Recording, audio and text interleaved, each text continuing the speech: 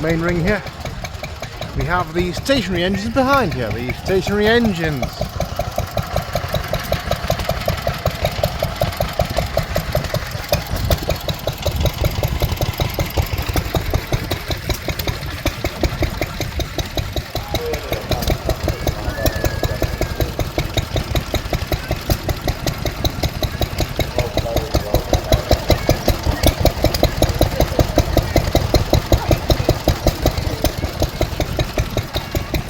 There's mix over the years.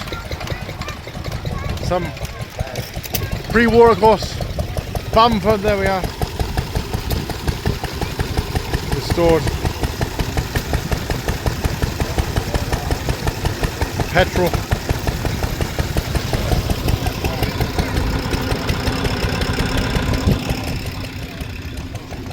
The camaraderie here.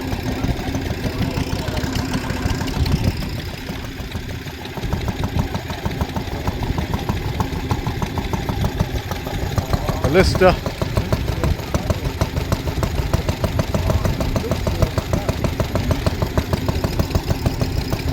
Lister D there.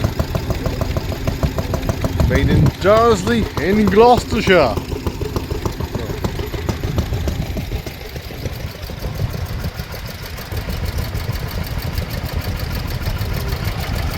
Petrol there, A1 petrol, 1954.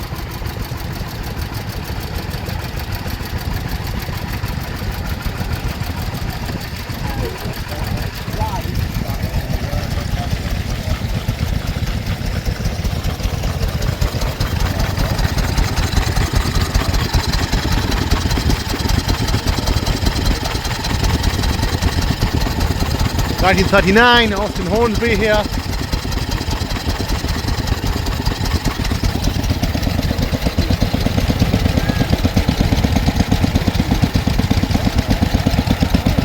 (1942), Lister.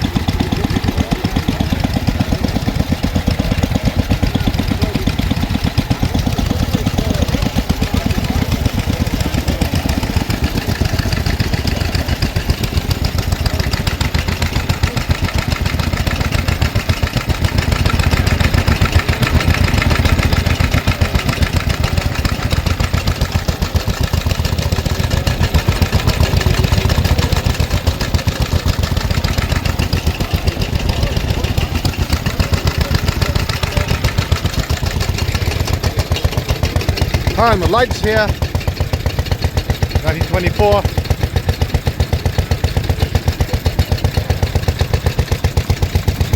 Bolton and Paul Limited, Norwich.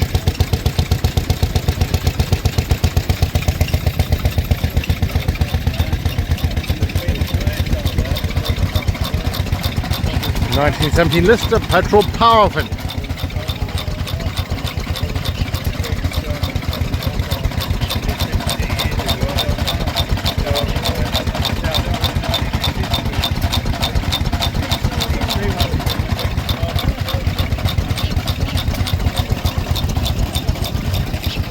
Some of the people buy these, recommission them.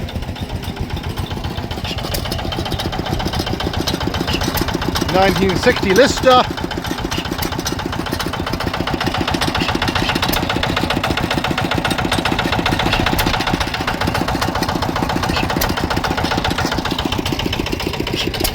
Manifold Valley Bygones Group here.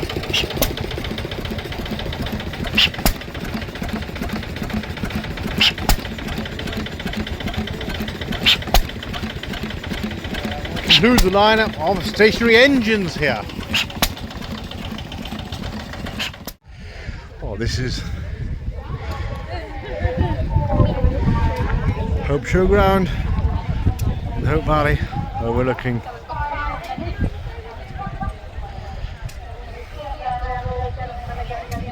the peaks here. Tractors in the foreground and classic cars. Sheepdog trials as well. Cattle, various livestock, sheep, horses, dog and ducks display in the main ring there. motorbike display, classic cars, foreground down there.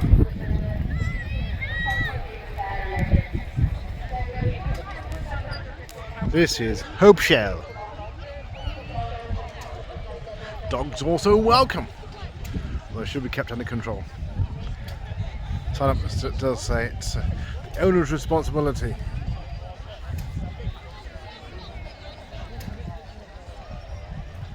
Fairly cloudy, but hadn't stopped the turnout here. That's a little country show here.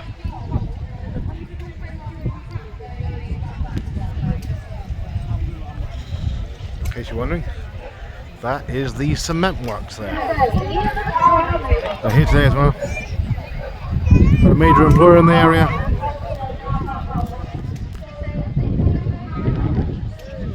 Best part of probably nearly a century. So not considered such a blot on the landscape as it may seem to visitors. Winner 2552NU, a good Derbyshire 51 was the winner. Yeah. Very nicely restored indeed.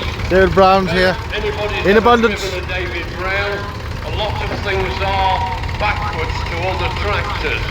The ignition key is the other way, the throttle is the other way, and the pull to stop is push to stop. So you have to be a bit of a contortionist. Thank you very much. A very nicely restored example. 52, another 990, again. Ferguson Nice T20 restoration.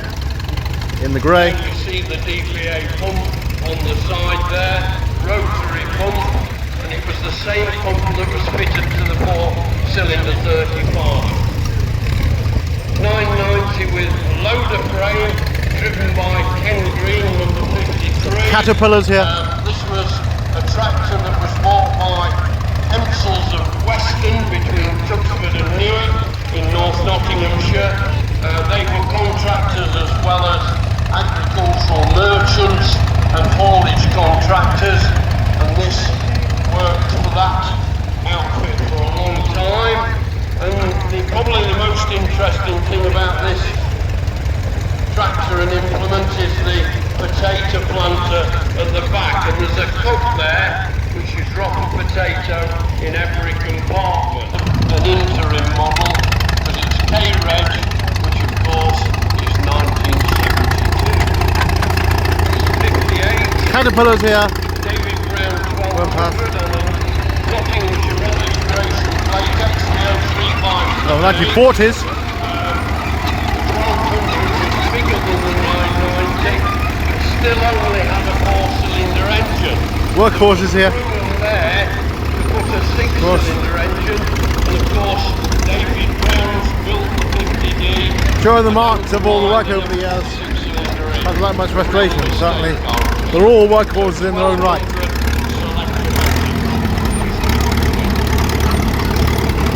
Commentary not in sync, sadly, but you get the gist of it. The oldest tractor. And you've seen the tractor's path. Driven by Chris, and of course it's a 1929 Renault D33 Vineyard model, brought over from France by Chris and his father David, and is in totally ex-farm condition. On the front and steel wheels, as we see. Austin's of course built in England as well as France, but they couldn't compete in England against the Fords. They were too much money, but they did better over in France. Thank you, Chris. Do talk to these owner drivers when you're over in the compound there. They will tell you even more about their own tractor. They're very precious to every owner, and I can understand why. A David Brown case supplied by Burgess, and Burgess were a very big dealer, virtually all over the country, and sold David Brown's Internationals Fergus and Nuffields over the years. And 1390 was the next largest from the 1190 of this range, Fordson. and fitted with the Explorer cab, the same on a Marshall Harvest Gold tractor, 602, 702, 802, etc.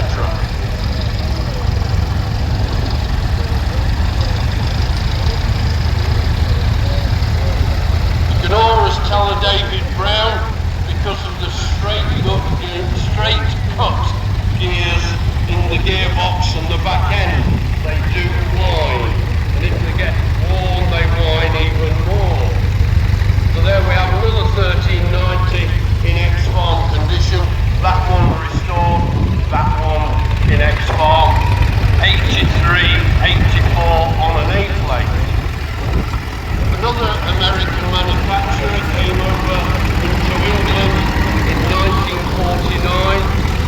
Weekly haul from Doncaster and made the American Model M tractor.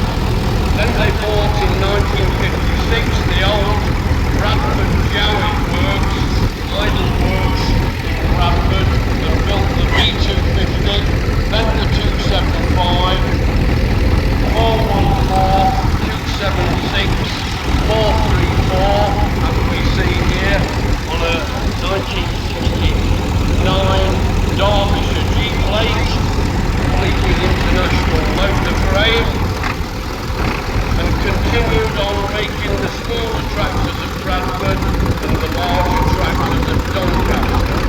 Doncaster, like Manor Lane, Coventry, where Massey Ferguson's were made, and Ferguson's are both now out in the States. Field Marshall. That we aren't still manufacturing tractors in England. The only Terrible. site in England left building tractors other than JC New Holland, I believe. is New Holland at Baffleton. Yeah. Unfortunately, they tell me that they're only on a 3-day week, producing 80 tractors. How the a Chalmers, day. meanwhile. We move on to John Fisher then, with his 165. You get back, make things again. Supplied at some time or taken in by a second-hand tractor by Windsor Well, and it's Chalmers. Stevenson. Windsor and Stevenson American company, of course. are no longer, unfortunately, and they work from Newark and Mansfield. Little Alcy there. And then Tideswell later. John used to drive a tractor similar to this, pulling this very machine, which is an Atkinson of Clitheroe lime spreader or fertilizer spreader, salt spreader. You could use it for all those things. PTO driven from the tractor. It found it in a terrible state. You can see the pitting on the chassis. The tin work was all rotted off, and he's rebuilt it back to original. But and obviously it's work from the tractor. Force and Dexter here. Thank you very much, John. Number 70. David Brown 880.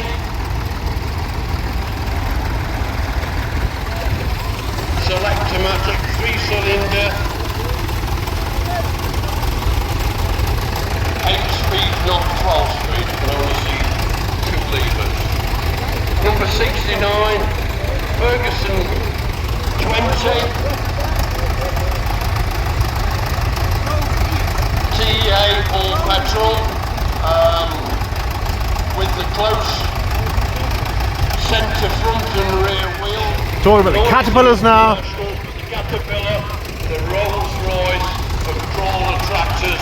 Crawlers, of course. In America.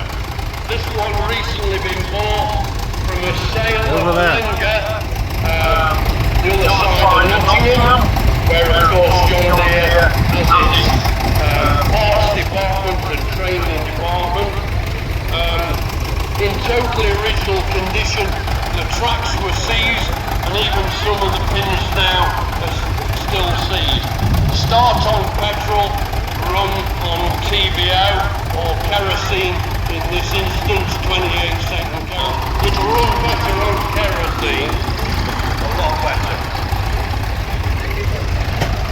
Then a Caterpillar D4. in USA American colours.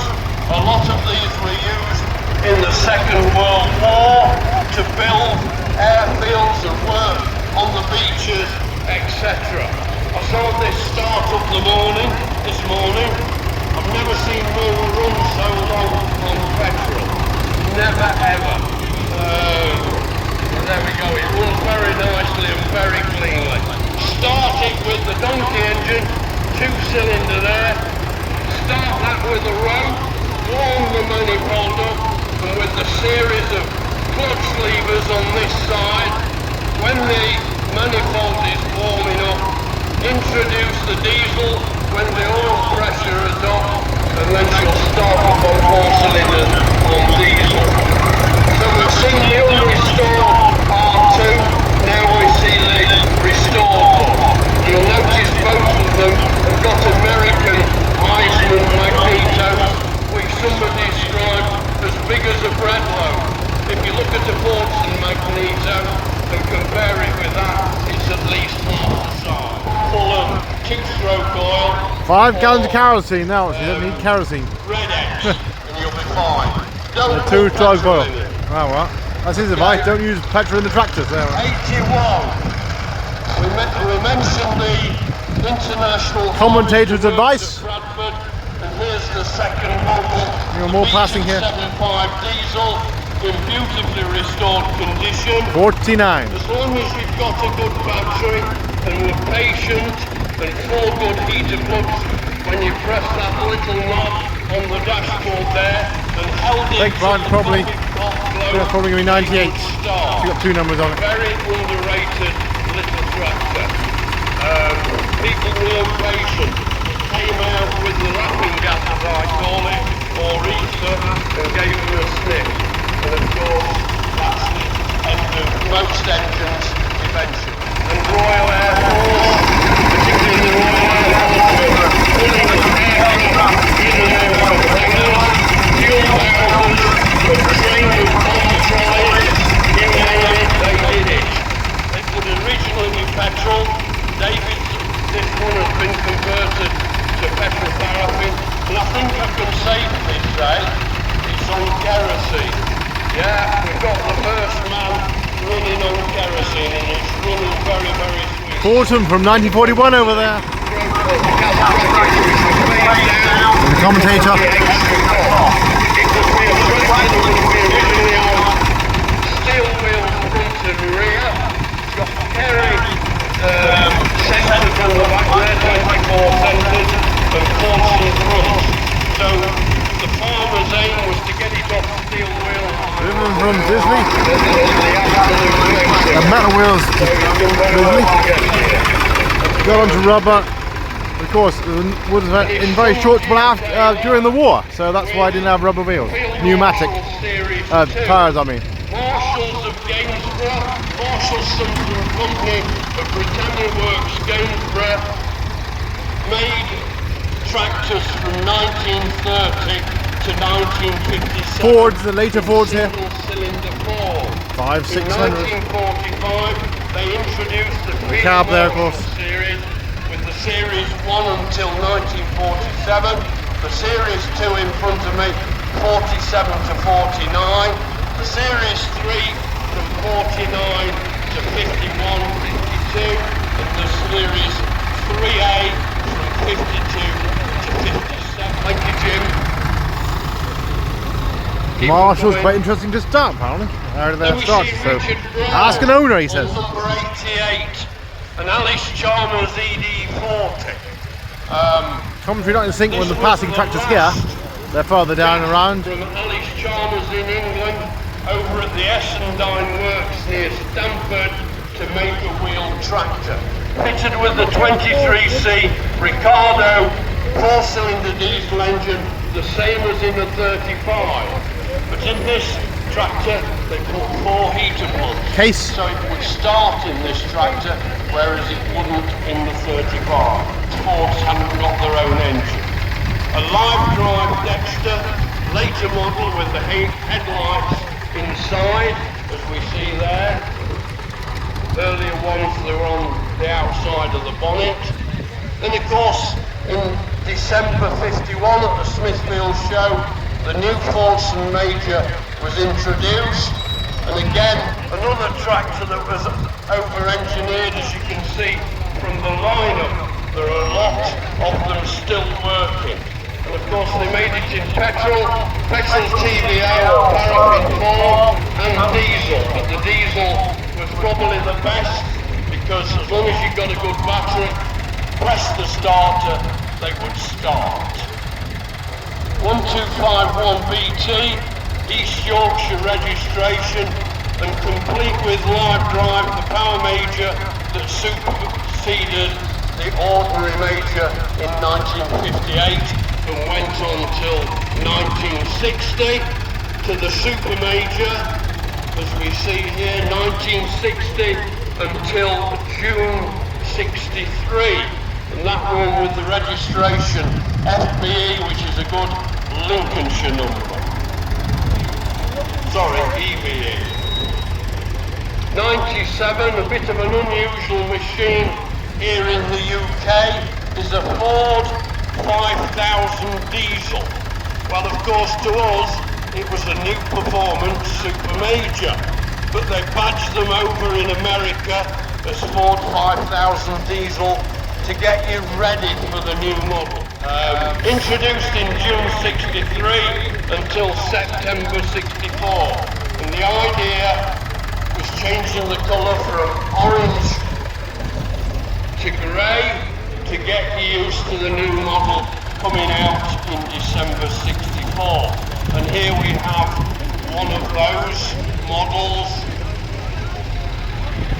1965 on a C, ERR 433C, number 99.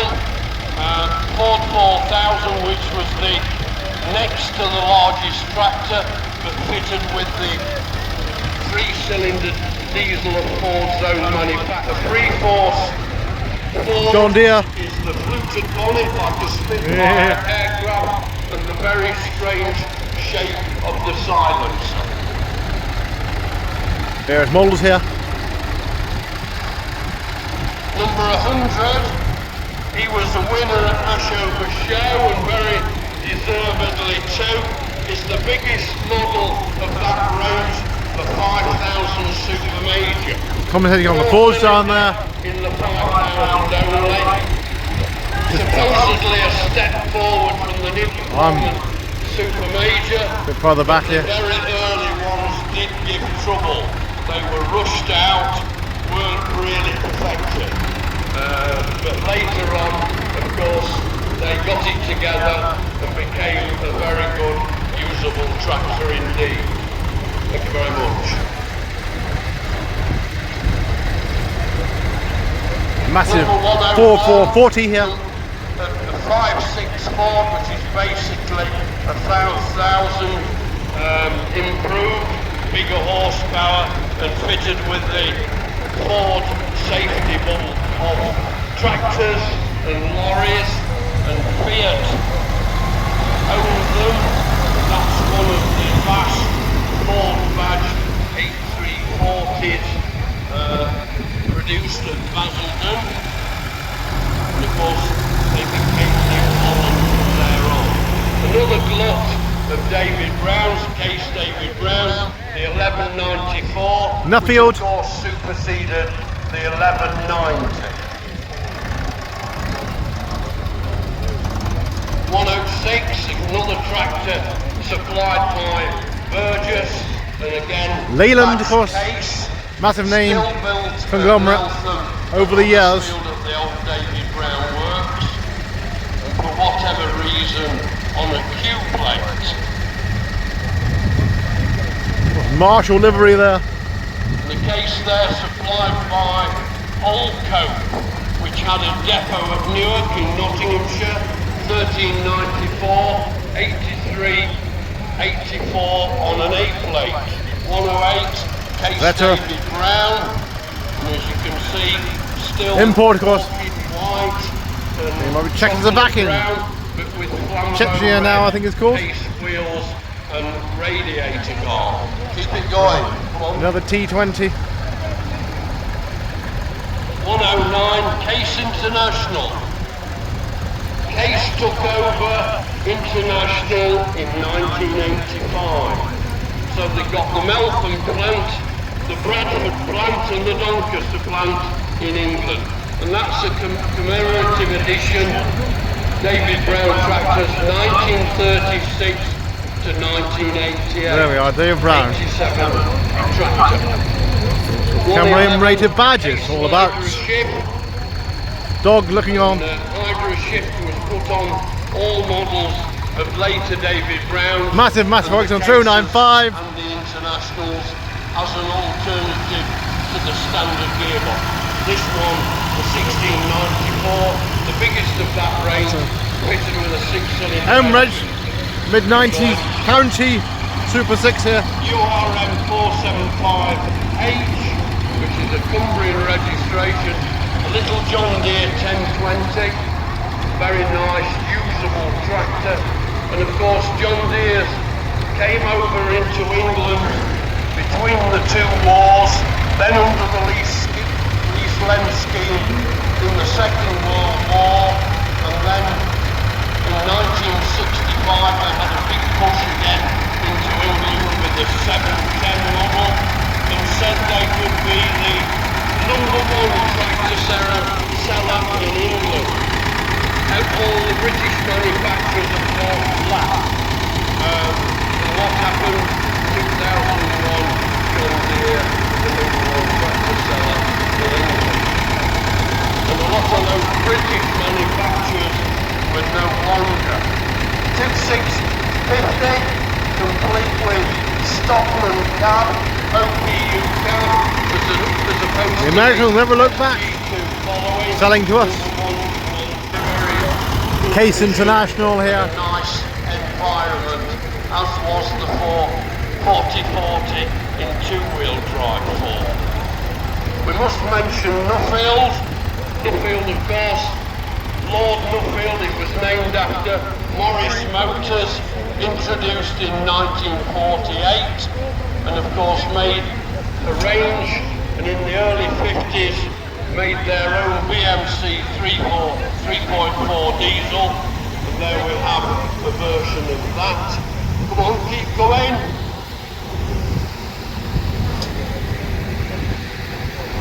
Massive International here, Case International. 1985, taken over by Case. Was International. Import here, the Mercedes. Using forestry in Austria.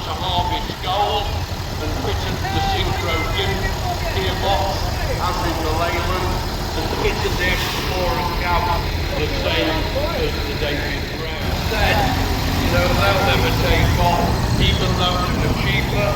The stockmen like them, they prove to be very reliable and fairly longevity, and of course they're still being built today. Here's the Renault, or in the barn. I've got great likes. The gentleman's friend that was left in the barn. I drove one. Brought it back more or less as it is. Threw it back. 3,000 miles in a couple of weeks, all for charity. Transport box and From Lourdes in France. A 3095 Spoke to the gentleman, I think it's called David. Built of course at Coventry, down a lane, and fitted with their own safety Got a wave there.